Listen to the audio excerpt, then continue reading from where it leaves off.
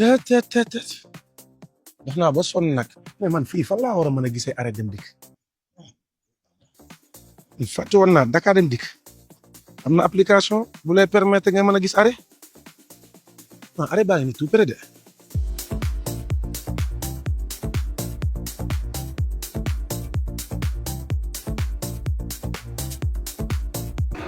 allo Ousmane la wax ni ton programme dañ ko mujjee reporté pourtant man defoon naa sama réservation ci Sénégal dem dikk ba pare mais amul problème man dinaa ko mën a reporter ak sama application dem dikk.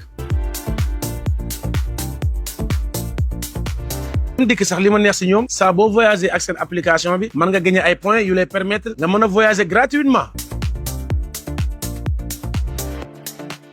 dem dikk gën leen a jege saa su nekk.